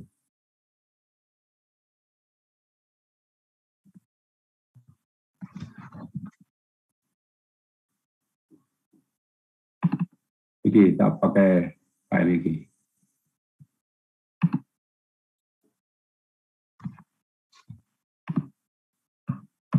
Slideshow. Oke. Kita coba ini ya. Coba ini. Slideshow. Nah, kita coba masuk ke sistem informasi manajemen. Ya, kita coba lihat pengetahuan mengenai mengapa sih kita perlu mempelajari sistem informasi manajemen. Ya, satu pertanyaan kita coba lanjut. Ada beberapa referensi kalau kamu mau cari, ya ada beberapa dan bisa yang lain lah karena standar sistem informasi manajemen itu ya pengetahuannya sudah ada standar seperti itu. Nah, kalau ini bahan utamanya dari referensi-referensi ini. Ya. Kenapa kita perlu mempelajari SIM? Ada ya information system, ada Information Technology. Tadi di file yang lain nanti akan dijelaskan. Ada juga. Ini menunjang, jadi sistem informasi dan teknologi informasi itu menunjang efektivitas, produktivitas, dan efisiensi dari bisnis perusahaan. Nah, terutama sejak dulu sebetulnya sudah diketahui seperti itu. Cuma yang di abad sekarang, kan kemudian sistem informasi itu pasti sudah berbasis komputer. Jadi dengan perkembangan teknologi komputer, maka kemudian berkembang juga sistem informasi berbasis komputer. Nah, itu akan menjadi sangat cepat perkembangannya. Ya.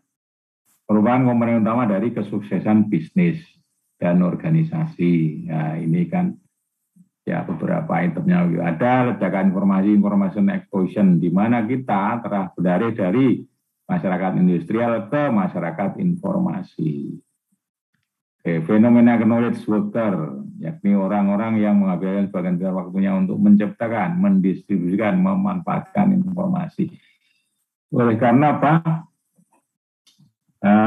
Informasi adalah merupakan satu bahan inputan untuk pengambilan keputusan. Ya, yang gampang saja lah, yang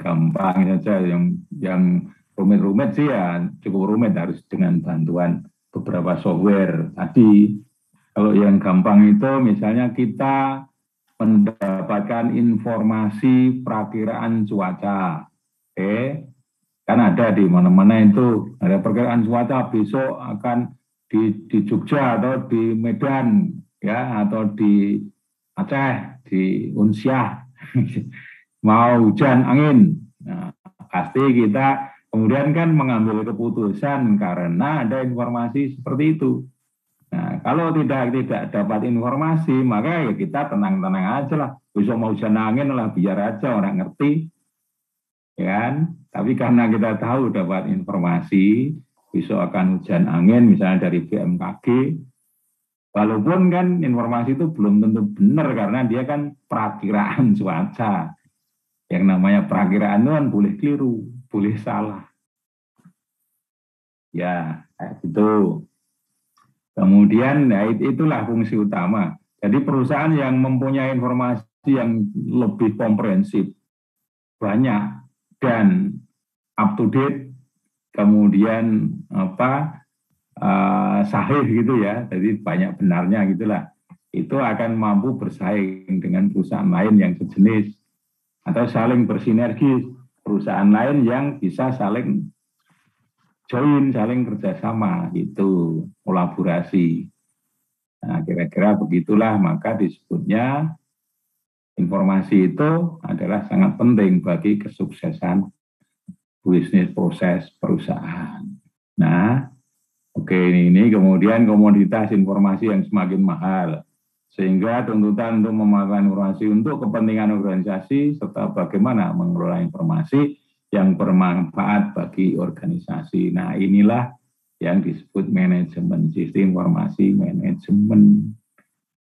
Ya, lanjut lagi. Nah, sudah ya, ini.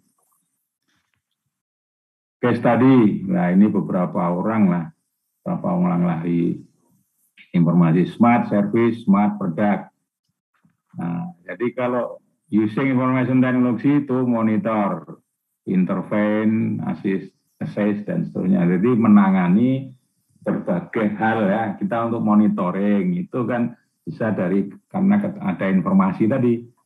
Tadi yang sederhana ya sudah saya sampaikan, sampai yang agak rumit dan sampai yang rumit banget gitulah kira-kira nih ya. Ya. Machine relay information via internet and wireless system. Kemudian ada optimize performance, minimize maintenance, and repair cost, least anticipated downtime. Itu kalau di beberapa itu di mesin ya. Karena kita bisa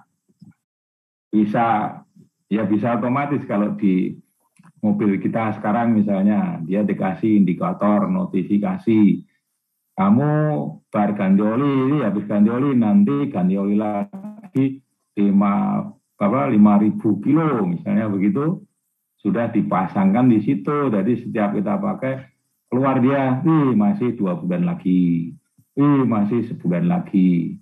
Seperti itulah kira-kira berbagai manfaat dari informasi yang sudah diolah. Terus gelombang, nah ada transformasi masyarakat. Ini perubahan masyarakat lah. Ya dari pertanian. Dari di era ini gelombang 1 itu orang sebut masyarakat pertanian. Oke, kayak ini era ini manusia fokus pada kehidupan agraris. Terus saja ya, enggak usah saya baca. Nanti capek, lihat nanti gini. Gimana ya? Ini bahan-bahan ini nanti saya kumpulkan aja, saya kirim di grup WA ya bisa ya. Saya kirim ke ketua atau di grup WA bisa. Penting Bang. Bisa Bang. Untuk kita buat. Ya konting, oke. Jadi kita manfaatkan konting ya supaya ya keberadaan enta itu manfaat. Abu-abu. Dapat pahala kan? Ya, oke. Nanti tak kirim ke konting. Yang ini baca, kemudian kalau kira-kira kurang, jadi kita begini aja model itunya. Kan tidak mungkin semua bahan yang saya ada itu bisa kita diskusikan semuanya. Jadi beberapa nanti berupa bahan-bahan tambahan yang kamu semua bisa baca, bisa nikmati itu. Kemudian kalau misalnya kurang, silahkan kamu cari bahan lain.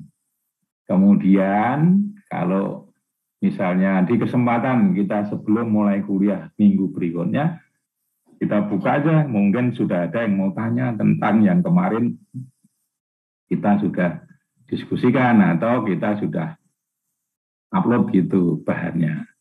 Oke. Gelombang kedua, masyarakat industri. Adanya peristiwa revolusi di mana manusia mengupayakan mekanisasi. Nah, tadi masuk kan mekanisasi. Nah, sekarang mekanisasi bukan sekedar mekanisasi, tapi mekanisasi ditambah otomasi, ya, otomatisasi. Ya. Kemudian dia sudah berkembang lagi. Bisa mekanisasi itu digabungkan dengan teknologi informasi dan komunikasi, ya bisa kemudian dia digerakkan dengan ini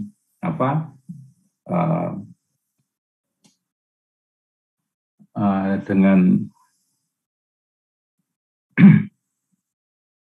sensor-sensor ya yang bekerja itu. Jadi nanti kalau diotomatisasi itu kan ada 3 komponen penting dalam otomatisasi. Yang pertama adalah sensor. Sensor memindai kondisi yang nanti akan disampaikan ke sistem kontrol. Nah, sistem kontrol akan mengolah informasi dari sensor, kemudian diberikan ke aktuator. Nah, nanti dari 3 komponen utama itu, ya masing-masing bisa dikembangkan lebih detail, lebih rumit. Kemudian akan dilakukan tindakan. Jadi itu sebetulnya kan mirip bekerjanya tubuh manusia, tubuh kita. Misalnya kita awalnya melihat dengan mata kita, di depan ada tugu misalnya gitu, ada batu gede di tengah jalan di depan kita lihat. Maka kemudian kita refleks itu ke otak kita, dari mata kita masuk ke neural kita di jaringan otak kita, kemudian otak kita akan memerintahkan ke aktuatornya. Aktuatornya apa? Kalau kita mengendari motor misalnya, itu ke tangannya, setangnya belok sedikit menghindar dari batu yang gede itu. Itu kan sebetulnya otomatisasi itu awalnya dari manual seperti itu. Ya. Jadi karena itulah di era industri itu masih mekanisasi. Nanti kemudian di era masyarakat informasi, adanya kendaraan internet ini di awal-awal ya, kita kita di awal tahun berapa ya, 90-an lah. Internet ini, era faktor yang menonjol adalah pikiran, main, dan pengetahuan. Kemudian lanjut, informasi, munculkan istilah masyarakat informasi. Information society adalah suatu masyarakat di mana produksi, distribusi, dan pengolahan informasi merupakan aktivitas utamanya. Lanjut lagi, karakteristik masyarakat informasi. Terus saja ini ya, nanti dibaca aja. Industri versus information society. Oke. Manajemen dan informasi. Nah, ini mulai kita masuklah kita di dalam konten kuliah utama kita. Ya, manajer bukan saja mengelola sumber daya fisik, tetapi juga sumber daya konseptual. Nah, ya, manajer memastikan bahwa data mentah yang diperlukan terkumpul, kemudian diproses menjadi informasi. Nah, ini dasar itunya adalah informasi adalah data yang sudah diproses untuk memenuhi kebutuhan tertentu. Nah, teori dasarnya begitu. Jadi, kalau dia diolah, itu pasti tujuannya adalah ada yang membutuhkan. Jadi, dia akan diberikan pada orang-orang yang memang perlu informasi itu. Sebab informasi yang tidak tepat pada yang butuh, itu bisa saja diabaikan. Nah, aku tidak butuh kayak gitu. Misalnya kamu pegawai sawit di pabrik sawit, kemudian ada informasi yang sama sekali tidak berhubungan dengan kegiatan perkebunan sawit. Ya, misalnya kamu dapat informasi tentang kerapatan kendaraan di Jakarta. Ini tidak ada urusan aku, bukan informasi itu bagiku kan gitu. Nah, jadi seperti itu kira-kira operasionalnya ya, dalam bentuk yang tepat pada saat yang tepat. Jadi ya, kalau terlambat kan sudah tidak bisa digunakan lagi untuk mengambil keputusan. Ya, oke. Seperti misalnya kita tidak tahu ya perakiraan cuaca bahwa nanti di Jogja jam 10 akan hujan. Nah, gitu kita tidak ngerti, jadi kita pas pergi ya tidak bawa jas hujan, tetap tidak bawa payung, tetap saja kita pergi. Ya, dapatnya kehujanan karena kita tidak tahu informasinya. Ya, akan berbeda dengan informasi yang sudah terencana dan tepat. Misalnya kita mau online, ya, tapi ada informasi dari PLN, nih nanti jaringan di daerah sini akan mati mulai jam 10. Maka kita kan sebelumnya bisa, kalau begitu aku pindah ke kampus sana lah yang jaringan listriknya tidak mati, nanti wifi-nya ikut mati, misalnya gitu. Atau aku di mall aja, yang ada wifi-nya free, kemudian tempatnya enak, nah, wifi-nya jelas gitu, cepat, nah, dan seterusnya. Oke. Ya, manajemen sumber daya. Jadi sumber daya itu tidak terbatas sekarang kan hanya sumber daya fisikal ya, tetapi yang tidak nampak itu yang berupa informasi. Ini kan prinsip dari manajemen sumber daya itu mendapatkan sumber daya, mengumpulkan atau menyiapkan, kemudian memaksimisasikan penggunaan. Dan kalau sudah lama, ya harus diupdate, mengganti atau membuang, ganti yang baru, direplace, diupdate nanti. Seperti itu kan siklusnya. Nah, komputer juga ya hampir sama lah. Seperti ini. Oke, saya kira sudah waktunya kita harus istirahat ya. Oke, nanti silakan ini dipelajari, besok kita sambung lagi. Kalau kamu sudah sempat membaca, nanti usai ini atau sebentar, aku mesti sempat atau nanti kalau subuh tak kirim ke siapa? Ke ketua kelas ya. Karena udah terlalu lama ya. Ayo Pak Ketua, minta aja Pak Ketua. Ya. Siap, itu adanya hanya siap dan siap. Ya kan dapat pahala. Oke, tenang aja. Jadi begini. Oke, dari bahan-bahan itu nanti mudah-mudahan aku bisa kirim ke ketua ini malam ini juga. Kalau tidak ya pas habis sahur lah. Habis sahur ya, saya kirim. Nah, itu. Oke, terima kasih. Kalau ada mungkin 5 menit kita boleh bincang. Gimana gitu kira-kira respon kamu, apakah